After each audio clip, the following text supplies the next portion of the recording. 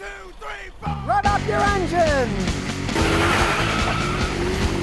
Here we go. Don't say Scotty didn't tell you. The axe is about to fall on Nissan. They've had problems over the ages. Well, now they face $2.8 billion in steep cost cutting to try to remain afloat. Here we have a corporation, big corporation, and Renault took over and it merged. Two bad companies merging together. They're trying to cut their costs. Let's look at it from an outsider's perspective. What should a car company do? Make good cars that last a long time, don't have problems, customers are happy. Well, Nissan hasn't been doing that for decades. They made products that had problems, that don't last that long.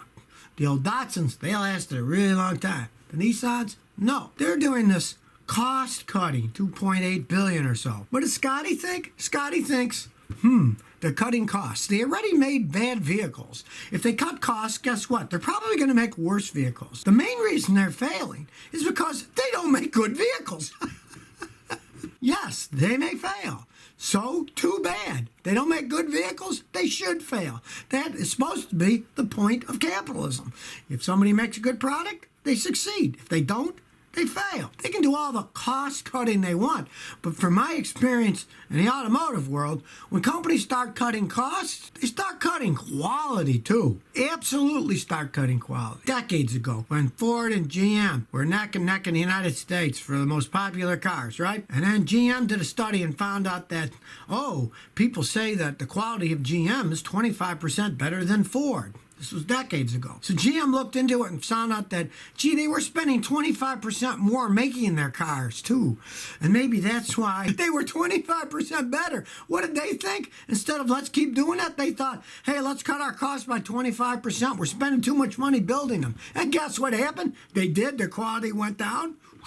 So, I don't have much hope for Nissan myself. Well, for you Bronco fans out there, they're bringing out the new Bronco. It's not even on sale yet, but they're already expanding it, and they say they're going to have a Bronco Sport, which is going to be available four-wheel drive, so it actually is more sporty. I do have to say, as a purist myself, I'm not enamored of the setup that they're going to have in this Bronco Sport, because they're going to have a choice of two engines, and both of them are engines that I would not use.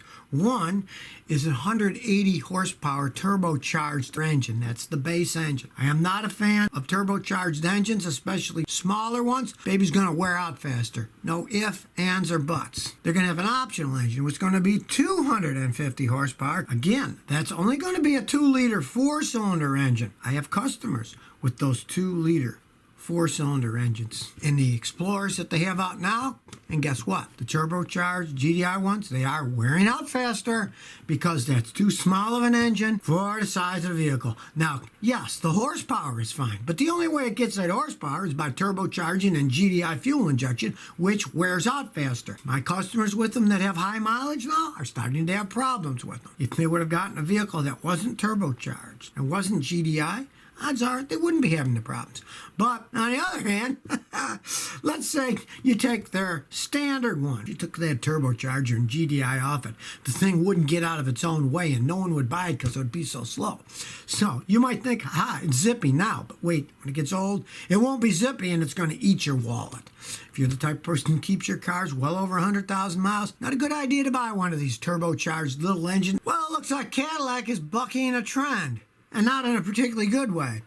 Turns out the 2021 Cadillac Escalade actually has a drop in highway fuel mileage compared to the 2020. So the new ones are actually getting worse highway gas mileage than the old ones were. Now, they're not great to begin with. The new one is rated for 20 miles per gallon on a highway, where the 2020, the older Escalade, is rated at 23 miles a gallon on a highway. So it's actually getting worse gas mileage, which certainly bucks the trend that everybody else are trying to get better gas mileage. Now, of course, it's horrible gas mileage anyway.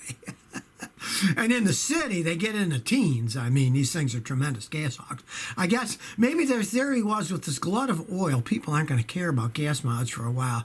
So we'll make it so that it's a little faster, but it gets worse gas mileage on a highway. Well, everybody else is going in the opposite direction. Plus, the insane thing about this is these are these V8 engines that have the cylinder deactivation system. And in order to even get that crappy gas mileage, they have to deactivate the cylinders while you're on the highway. And if you followed me or any other mechanic worth their salt, they can show you the history of cylinder deactivation over time as being a failed endeavor. Originally, it was horrendously failed because a lot of it was mechanical. Now a lot of it's electronic too. There's a problem that they may never, ever be able to bypass, and that's this. They don't really comprehend why. When you run engines with the cylinder deactivation, it turns out that it wears things out faster. On the cylinders that are not being activated, for some reason, it's wearing the piston rings and the bearings and stuff faster. Something about just, it's normally flowing a certain way, and if you turn certain cylinders off, who knows? They're not dissipating heat the same, they're not creating. All I know is it's led to heavier and deeper internal wear when you have an engine that has cylinder deactivation versus an engine that runs the cylinders all the time. Of course, you know, they didn't think about this until they built them and sold them to people and then said, oh, gee. And of course, they're hiding it too. They're not going to tell you much about it. You'd have to talk to an honest engineer and he could explain, yeah, well, there's some forces at work and that's why the cylinder deactivation engines wear out faster. So, but I find it fascinating that I'm making a vehicle in 2021 that's going to get worse gas mileage than the one that they made last year, even with cylinder deactivation. So, you know, if you listen to Scotty, you'd never buy one of the things in the first place. Howdy, Joe. Ask. I have an opportunity to buy a car from my mechanic. I trust him. A Mini Cooper, manual tranny, 88,000 miles, $4,500. The car will need new tires. Not 100% sure if I should get it. I have a 15-year-old car that needs replacement. Don't buy that thing. Now, they're mini, so theoretically, they're English cars. But most of the technology is German. A lot of the parts are German. They have German brakes, all kinds of German stuff. High maintenance and super expensive parts. And how many years old is it? You didn't say how old it is. You just said it's got 88,000 miles. Those things fall apart as they age. Probably burns oil now with that kind of mileage on it. Let's see. Why is your mechanic selling the Mini? Probably because he knows that it's going to fall apart. Or he's selling it for somebody else and taking a cut of the action, you know? And look at the price. It's only $4,500. Well, they cost a lot more than that new, and that show you the price is low because the quality's low. If you value quality in a car, do not buy that thing. They do not hold up. Their parts cost a fortune. It is better with a manual than with an automatic, I'll give you that. But still, they're endless money pits as they age. Having BMW parts, being made in England, run away. 8484 says, Scotty, I got a 2018 Lexus NX300. What's the best way to prevent carbon buildup? Safe cleaners to be used. They really don't have a problem with carbon buildup. That's not a problem that Toyota vehicles have had. Personally, I wouldn't even worry. The best way to prevent any problems in the engine with that is to change your oil regularly. And me, I would use full synthetic oil and I would change it every 5,000 to 6,000 miles. That's the best preventative that you can possibly have. Those cars aren't particularly known for having carbon buildup. Toyota designs their engines better than other companies do. So it's not a problem. Like Volkswagen had heavy-duty problems with their GDI engines. They would have buildup. They were so thick you'd have to tear the engine apart and get a carbon blaster. You'd use a sand blaster, but you can't use sand because the sand would eat up in the head. You'd use a sandblasting machine, but you'd fill it up with like walnut shells because they're hard enough to take it off, but soft enough that they don't damage the aluminum. But the Lexuses really don't have problems. If you do have carbon buildup, actually adding the cleaner to your gas tank really doesn't do that much because it's the intake valves that get the buildup. The cleaner would have to be injected before the intake valves. Now, you can spray some in the intake. There are various cleaners that do a halfway decent job. I got a video on that, how to clean intake valves in your car. Watch that, and it's a spray cleaner that you can do yourself, and it helps a bit.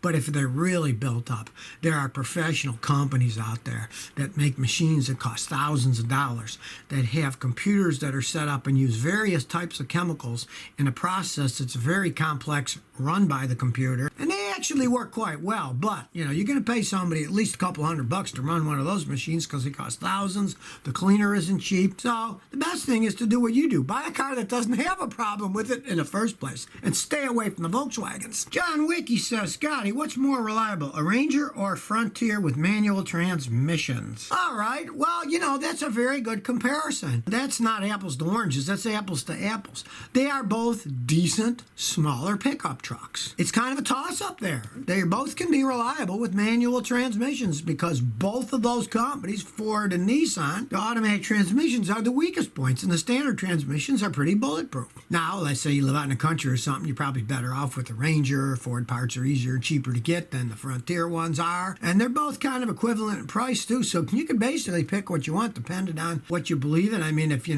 live out in the middle of nowhere, you're going to look better driving a Ford Ranger than you are driving a Japanese vehicle. But in the city, it really wouldn't matter.